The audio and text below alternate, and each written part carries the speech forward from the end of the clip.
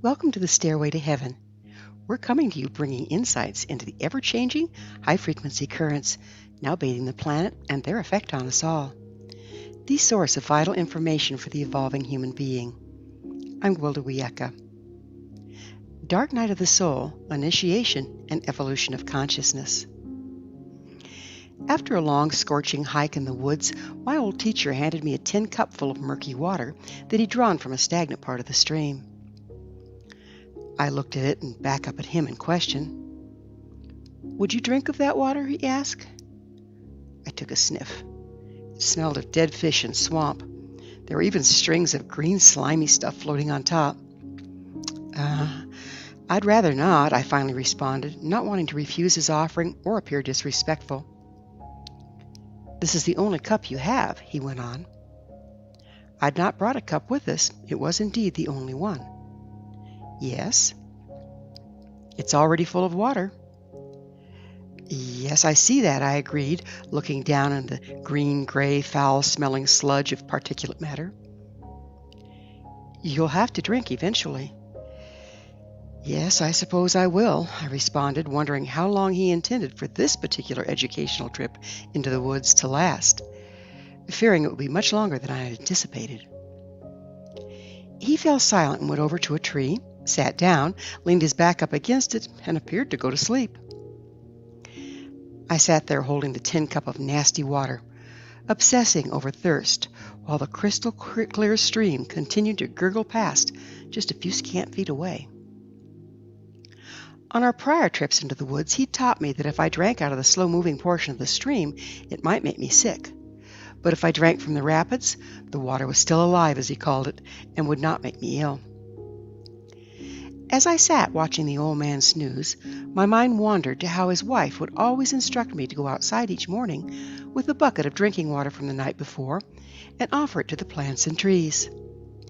She said they would appreciate it, but it was dead to us. She would then send me to gather more from the rapidly moving, sunlit portion of the stream. I was getting increasingly thirsty, sitting there contemplating the foul water in the cup, when suddenly the lights came on. I got up and gave the stream gratitude for the water, as my teacher had shown me on prior trips. I approached a tree some distance from the stream. Taking the water and thanking it for its teaching, I released it, blessed it to stay in the tree, and poured it out at the tree's base. I then went to a brightly sunlit portion of the stream, gave it an offering of tobacco from my medicine pouch, rinsed and refilled the cup from the rapids. "Very good, Wiyaka. It's important to honor the empty. You cannot fill a cup that's already overflowing," he suddenly spoke from directly behind me, causing me to nearly jump out of my skin. As usual, I'd not heard the old Lakota approach. Saying no more, he turned and walked silently back down the path towards the reservation. I obediently followed, closely behind. One of life's little ironies is that to create, one must let go in gratitude and undergo this destruction of what was. This is a difficult concept to grasp, much less accept, in a culture that honors acquisition and accumulation, avoiding destruction and loss at all costs. Yet it's this very unwillingness to let go, to giving back, that has created the massive imbalance and resulting violent correction we're now experiencing on many levels.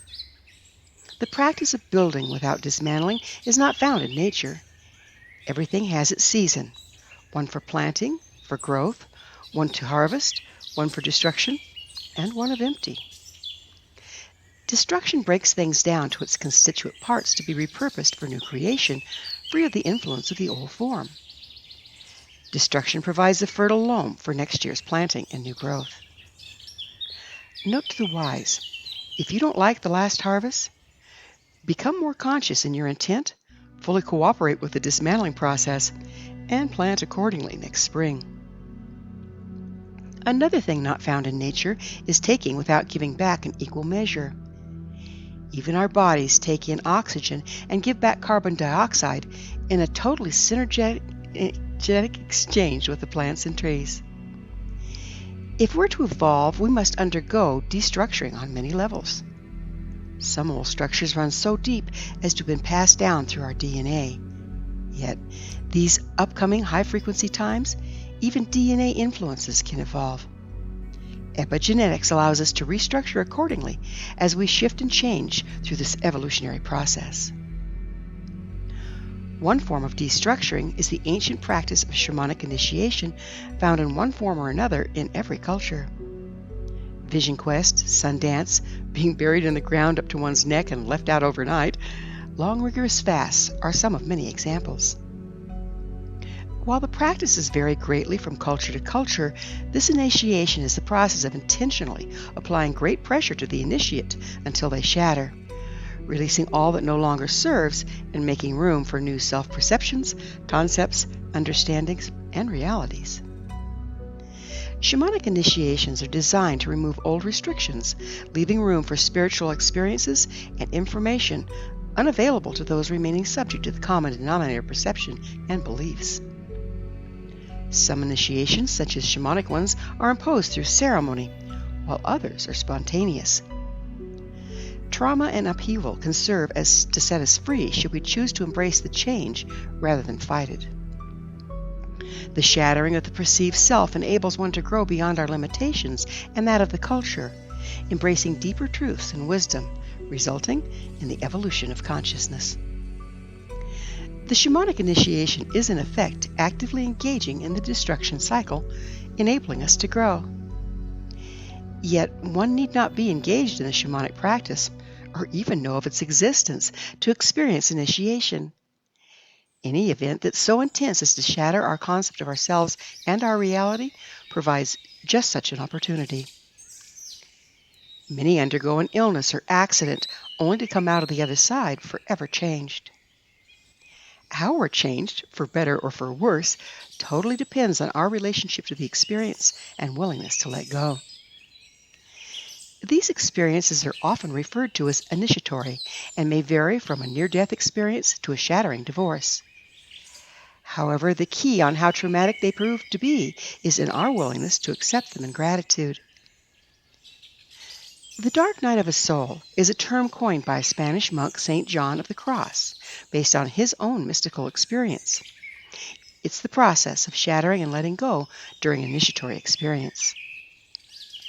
The dark night of the soul is the process of having everything shatter and disintegrate, leaving us adrift, alone in the empty, before the new comes forth. Much like massive destruction followed by a silent Arctic night, the dark night of the soul, while traumatic, is also very cleansing, sweeping away all that was before going into a still point of silent darkness. To the degree we cling onto what was, be they relationships, personal possessions, concepts, lifestyles, or identities, dictates the degree we suffer while passing through the dark night. Some never really make it through the shattering, becoming mere shadows of their potential, hiding in the dark corners of their minds, licking wounds of their perceived losses. These unfortunate souls never move beyond the loss through the empty to embrace the new opportunities. Initiations and dark nights of the soul are natural cycles found in all aspects of nature, including the human one. Unfortunately, our culture doesn't have many guidelines for understanding, much less gracefully participating in either. Initiates are left floundering and terrified with no concept of what's happening or the hidden gifts and potentials therein. They instead focus all their energy floundering around, attempting to rebuild what was lost, to no avail. Spontaneous initiations can also be set into motion through the conscious or unconscious intent of the individual. Personal intention is a powerful force and plays a large role in the occurrence of initiations and dark nights. If a person strongly intends to build or create something, they're often blindsided by the destruction of the old required to meet their new intent.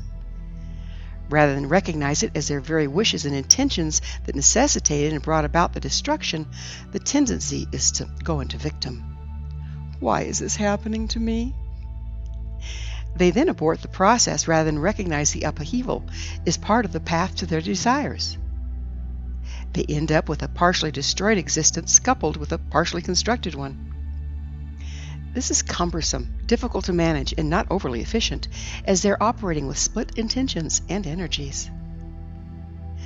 Being conscious of our intent and trusting that the events following an implementation of a powerful intent are there to facilitate its creation, it's vital. Being grateful for all things, trusting everything is there as a part of the process, greatly enhances our ability to adapt and utilize them. Otherwise, the tendency is to judge them out of hand, throw up our hands in despair, giving up 5 minutes before the miracle, if you will.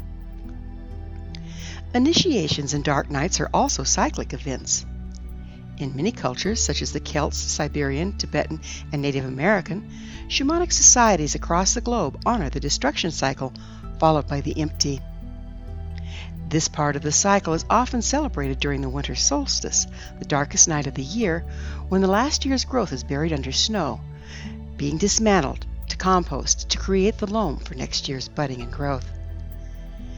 By taking action in the season that supports it, our process is greatly enhanced. In addition, there are cycles within cycles, such as day and night, the seasons, the ages. They all coexist. These cycles are present in all things at all times. Expansion and contraction always coexist within the larger overlording cycles.